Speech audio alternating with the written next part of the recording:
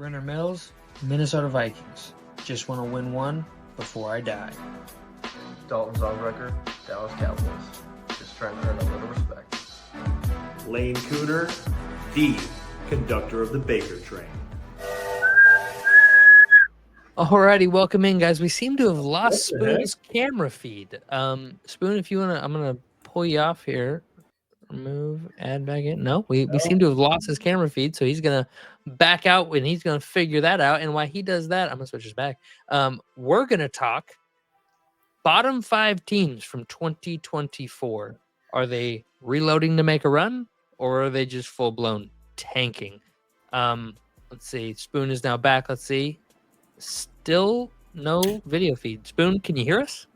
Yeah, I can hear you. Can you hear me? We can hear you. We can hear you. We just can't see you. Did you? That's weird. I didn't unplug anything. That's super weird. That's super might be weird. a thing with the recording. With the settings. Maybe check your settings. We're gonna pull you off the screen. Let's try to figure that out. If I see you pop in down below, we'll pull you back on screen, Spoon. Okay. All right. So for the time being, it's just gonna be me and Dalt talking. But as I was saying before, bottom 5 teams from the NFL last year. Are they reloading? There's Spoon. He just popped in. Of course. Gosh dang it. We're going to try this for a third time. Here we go, guys. Are the bottom 5 teams from the NFL in 2024 reloading, or are they tanking? We're going to take a look. We're going to talk about it. We're going to answer those questions here on this episode. But before we do, make sure to like, comment, subscribe. Any issues you have, leave them down below. Anything you want to see more of, leave it down below and make sure to hit that noti bell.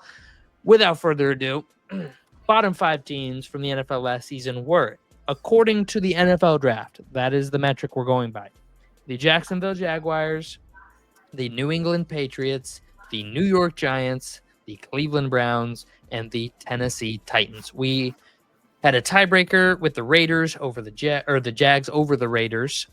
They won a head-to-head tiebreaker, and then obviously a team like the Saints, who we expect to be very not good this year, wasn't bottom 5 last season, and that's our metric. We're going over last season's bottom 5, not who we predict to be in our bottom 5 next season. We'll do that later this offseason, but for now, let's talk Jaguars. You guys cool with going 5, 4, 3, 2, 1? Let's go Jaguars. All right, Jaguars it is. So I went through kind of the main stuff for each team, looked at the quarterbacks, the defense, the weapons, are they young? Are they old? All that kind of stuff. And with the Jags, their quarterback's on the up and up. I feel like they have a good, solid quarterback in Trevor Lawrence. I don't feel like he's a game breaker. I don't feel like he's Josh Allen. But a quarterback that when he's in the game, I can expect a win. I can expect to win most of the time. Their defense, mid to bad, not a very great defense. They do have some good pieces, and you get Travis Hunter, so we're going to see what they're going to do with Hunter. He was obviously my favorite pick of their draft. They didn't do a whole lot else. I think they got the Toledo D tackle, if I remember correctly. They got Darius Alexander. They got the Tulane cornerback. Tulane cornerback. Yep, they got him too. Not a huge fan of their draft. Not super down on it, though. They probably got some pretty key contributors long term, but I don't know if they got any All-Pros or Pro Bowlers outside of Travis Hunter. That remains to be seen. They also have Brian Thomas Jr., and they're a very young overall team. They only had like 5 or 6 dudes on the team over 30, and I think one of those is a starter. So a very young team overall. I think this team's more reloading than rebuilding and tanking. I think they're reloading. I think they could make a push to be a 500 or better team this season. Is that fair? That's fair. I totally agree. I don't think they're actively. Well, yeah, I think Trevor Lawrence getting injured last year definitely hurt him. Hurt. I almost said helped him. It did not help him. Well, helped him get a better draft pick. It did help him get a better draft pick. Yeah. Or wait, no, they didn't get Mason Graham. They got Travis Hunter.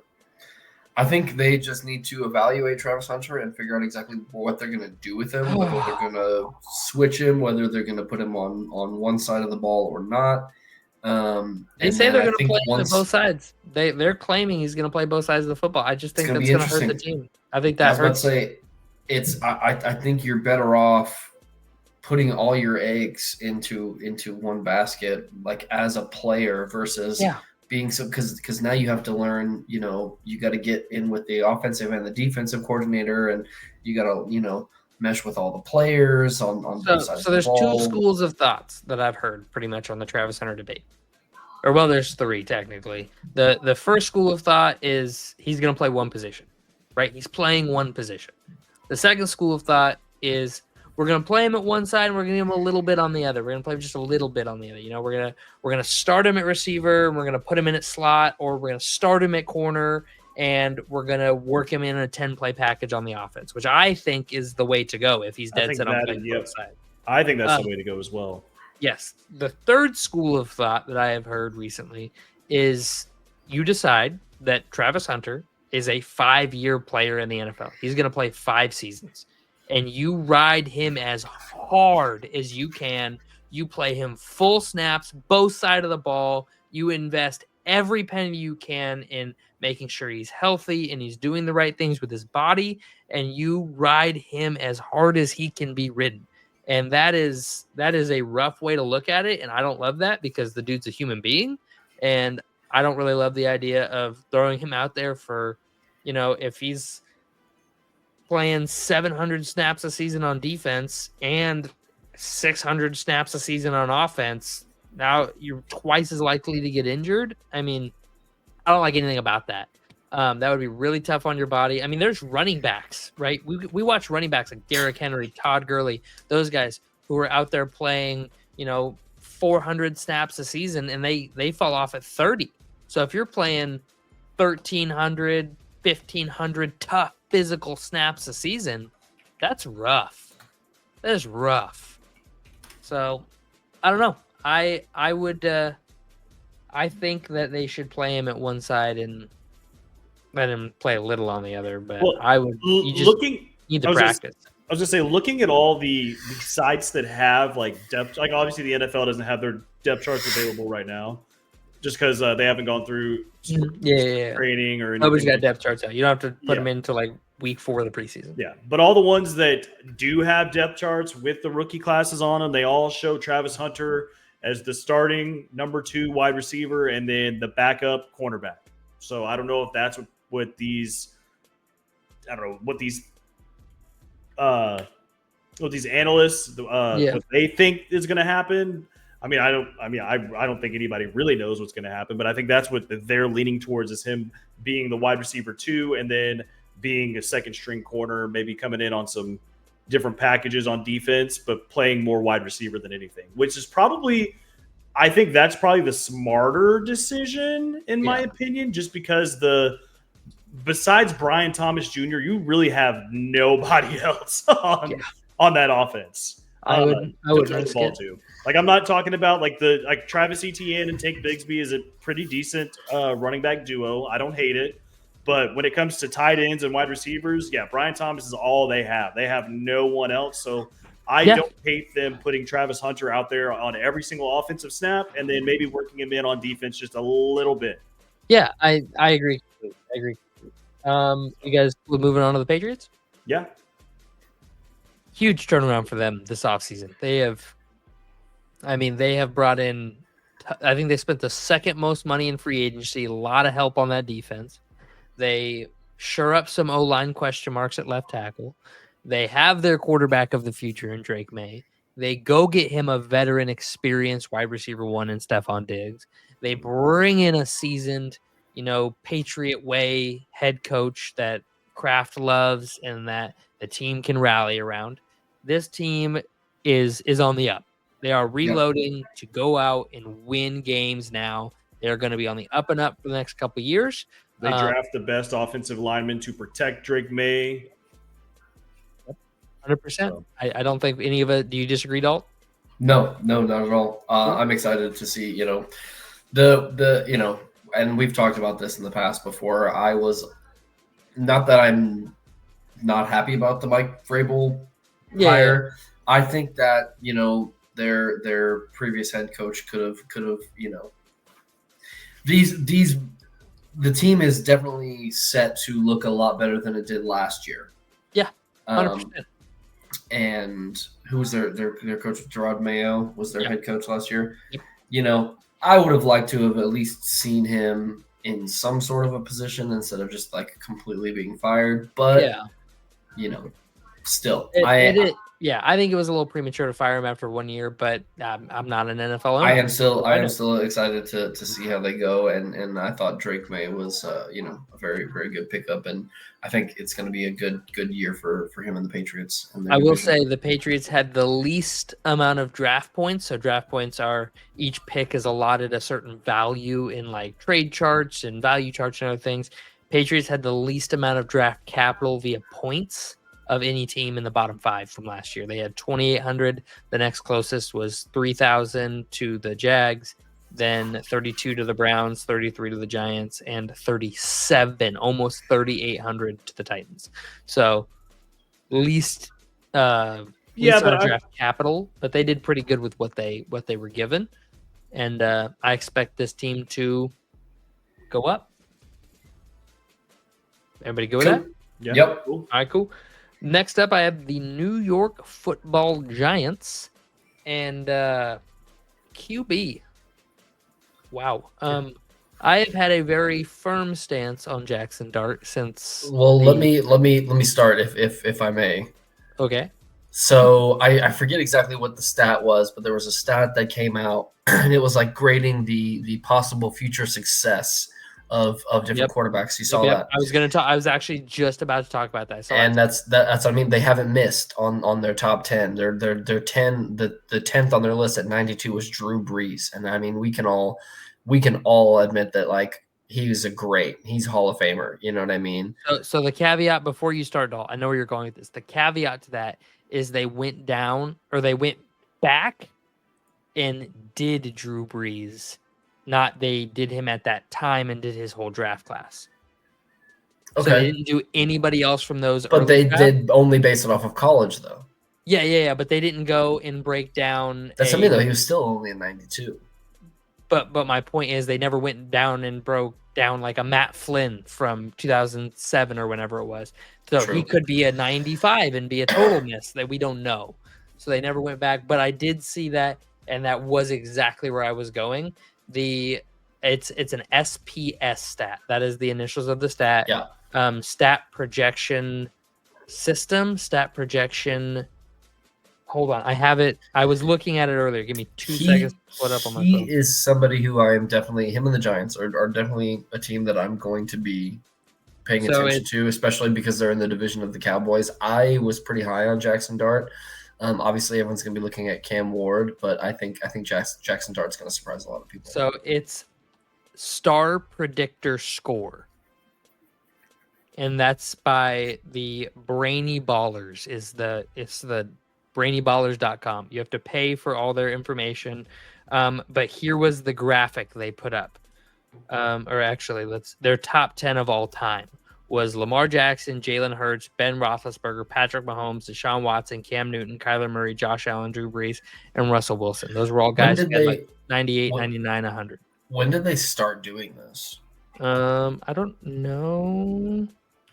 Because that's what I want to know. Like you said, like how many of these have they graded that were total misses? Like, is this just a brand new thing?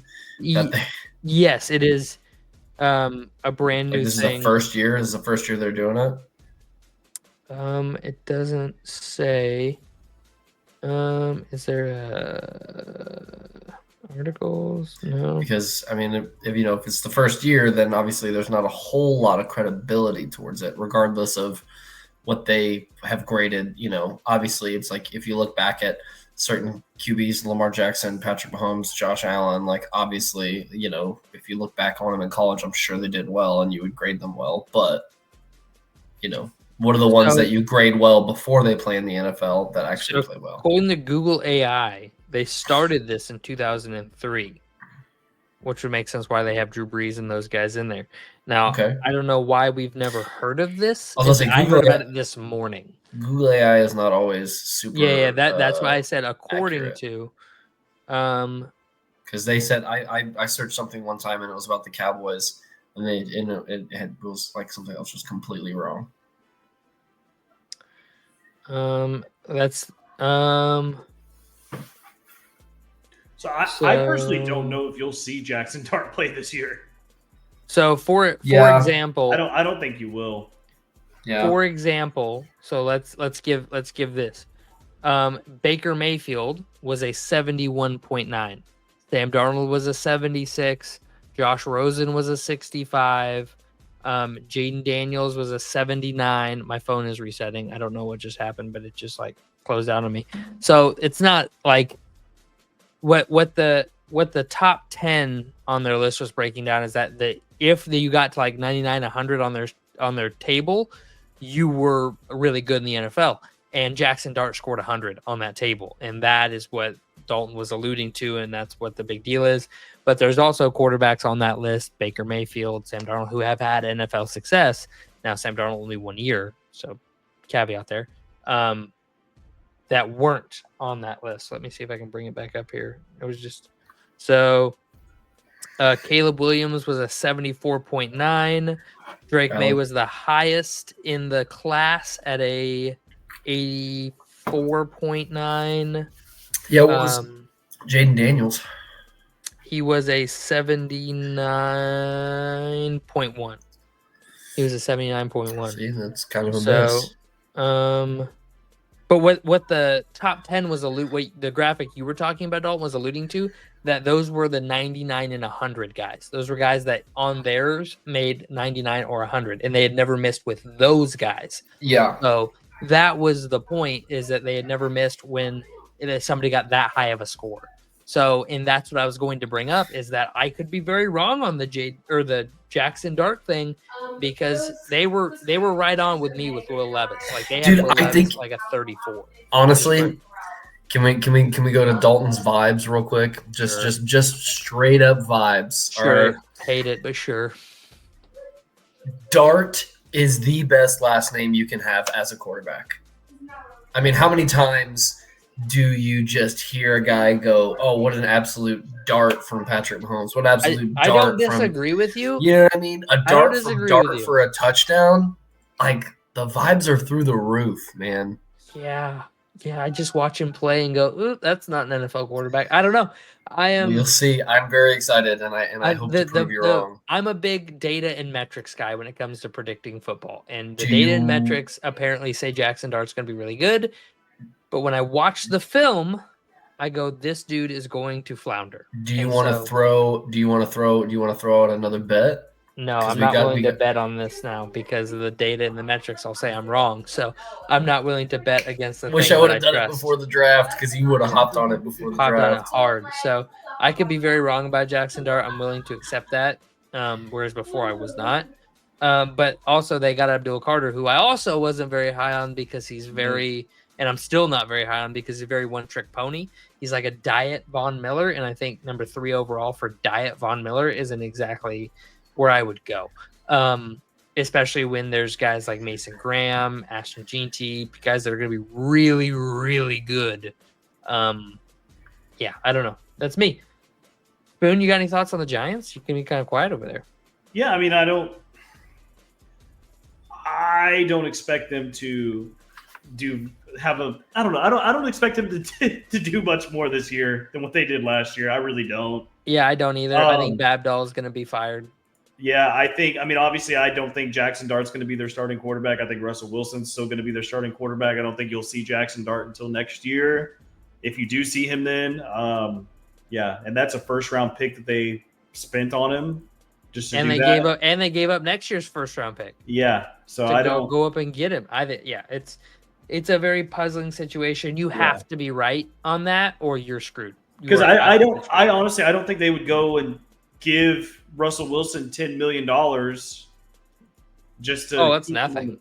Well, no, $11 million. Sorry. Well, yeah, but he's quarterback. It's not a. That's what we gave Sam Darnold. But I still don't think they would pay a backup quarterback $11 million. I mean, that's literally what we gave Sam Darnold last year, knowing very well he may sit. Okay. Well, I don't know. I think Russ starts for sure, and I think Jameis is the break in case of emergency glass, and then I think Jackson Dart's third on the list. Yeah. Well, what does a backup quarterback normally make? Like who's like the highest paid backup quarterback? I don't know. Let's take a look. Let's take a look. See, shall we? Because pull it up here. So I don't know, 10 million. I mean, yeah, that kind of sounds it like a lot. It is a lot of money. Don't get me wrong. It sounds like a lot for a backup, but like if your backup is Russell Wilson, I mean, like that's a pretty good backup. Player rankings, cap hit, quarterbacks. All right. So I'm going down the list here. So Daniel Jones is the first name that pops off the list at me of backups. First guy on here that I don't think is a guaranteed starter. He's $14.5 million. Next name that pops off the list here that isn't a rookie is Marcus Mariota at $8.2 million.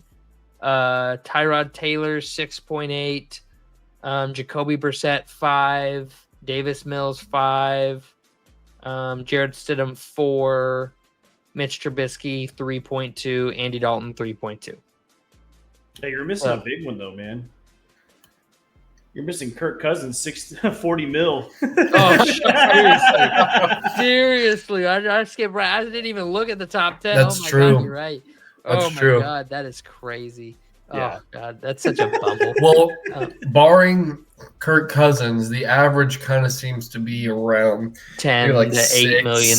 Yeah, you know. Well, you have some guys like because the 14. You got 14. You got that's a bit of an outlier, and then the next one's 8 because there's a big jump from 14 to 8.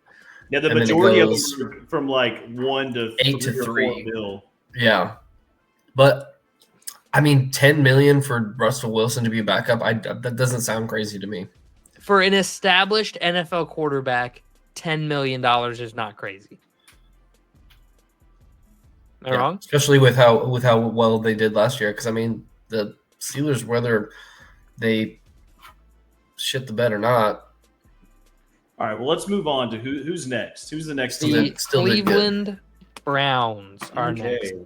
This quarterback room is god awful. I want nothing to do with it. I would like to run away and hide in a hole. Dylan Gabriel and Shedeur Sanders mean nothing to you? Nothing. Literally nothing. Dylan Gabriel is like an inch taller than me.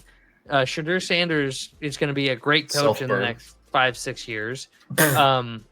Yeah, dude, I'm 5'8". I mean, so quarterback. I saw a tweet the other day that was talking about the Giants quarterback room, and it was like eeny, meeny, miny, mo, talking about them. Yeah, dude, but this is the eeny, meeny, miny, mo. This is the eeny, meeny, miny, mo for me. Yeah. I mean, Deshaun Watson's set to make $35 million, and you almost can't start him. He's almost unstartable. Like, it's so bad. That's another thing, you know, because he could be a backup making $30 million. Man, it is. So let's see if I go to Cleveland Browns. Yeah, they got the 2 rookies, Kenny Pickett, who they traded for, Joe Flacco, and Deshaun Watson. I mean, this is just.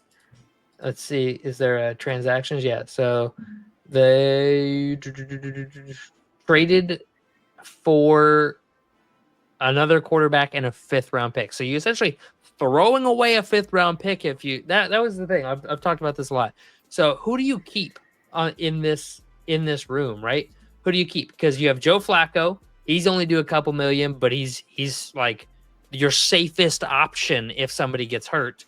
You have Deshaun Watson do $35 million, so you can't cut him because you don't want to pay $35 million to somebody who's not on your team. So then you have Kenny Pickett, who you traded a 5th-round pick for, so you're throwing away a 5th and a quarterback if you throw away Kenny Pickett, and then 2 drafted quarterbacks. So if you throw away either of them, you're throwing away those draft picks from this season. So yeah, but that's why it's a 4th and a 5th-round pick. Yeah, but but it's a 3rd and a 5th-round pick that they're throwing. They got Dylan Gabriel in the 3rd round. That's right.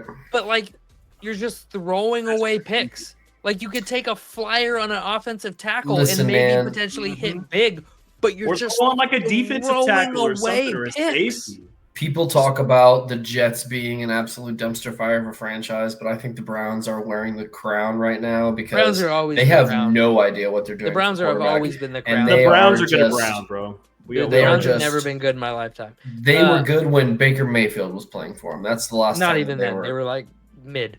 But so the obvious cut is Joe Flacco. He's the one that costs you the least, but he's arguably the safest quarterback. Yeah. So but then you're still at 4 quarterbacks. Well, I mean, Kenny Pickett's making a little less than Joe Flacco. Well, Deshaun Watson is absolutely going to be on that roster. I know. DTR in a 5th to get Pickett, so why would you throw both those in the trash?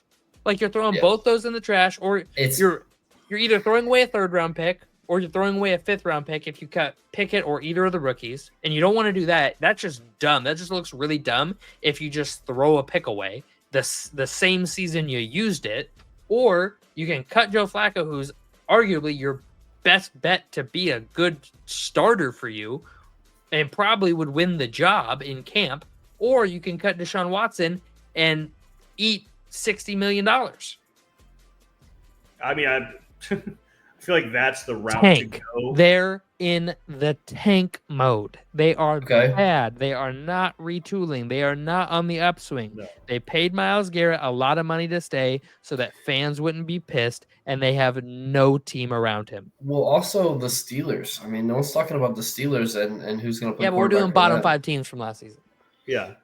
Yeah, but I mean, I understand they were bottom 5.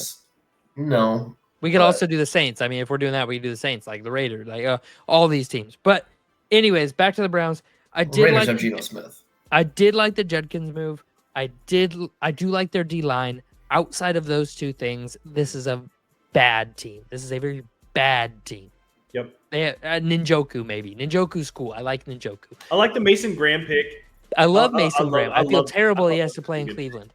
He gets to play Mason with Myles Garrett. That's so sick. That's why I said I like the D-line. D-line, good. Team, bad. Very, very bad team. Bottom 3 team overall in the league, no question about it. But without further ado, I've said it a lot this show. The Tennessee Titans, the worst team in the NFL last year, by a hair, but the worst team in the NFL nonetheless. They had the most draft capital. Obviously, they're the number 1 team, so they should. But by a large margin. The next closest was 3302. They had 3798, so almost 3,800 points. So almost a full 500 points. And let me pull up the draft value chart. 500 points is essentially equal to the 40th overall pick, so a high 2nd-round pick. So they basically had a high 2nd-round pick more than anybody else in the draft.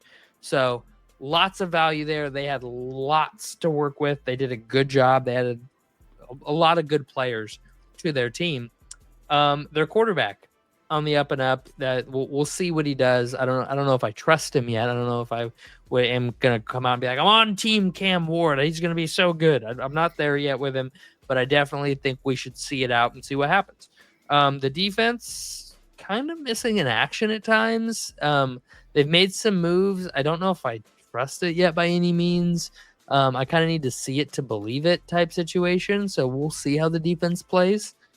And then they were the number 2 yardage defense last year, if that matters at all. But teams were scoring from short fields, so they were the 30th scoring defense. It's kind of a wash. I don't know how I feel about their defense. Do you guys have any strong opinions? The Titans have always just kind of fallen on the wayside for me. It's never really been a team that I've paid too much attention to unless, a prime time. Like, obviously they have to play 15 or 31 other teams. Yeah.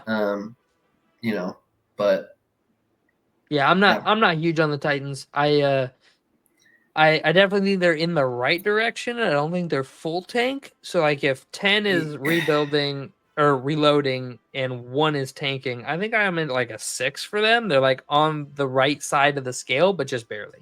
I'm with you on the whole Cam Ward thing. I'm not really super high on him, and honestly, I could if you were to ask me who would be the biggest flop in 1st-round picks, I would probably say Cam Ward. Okay, all right. I totally see him as a flop. I think it's Abdul Carter, 100%. I think he'll have an okay rookie season, like 8 sacks, and then he'll be like a 5-sack guy a season. 5 to 7 sacks a season would be high for him, in my opinion, just because I think he's a one-trick pony. I think he'll come out his rookie year, he'll get so many snaps that he'll get the sacks because he'll win every once in a while, or they'll scheme him up some blitz, and he's so fast.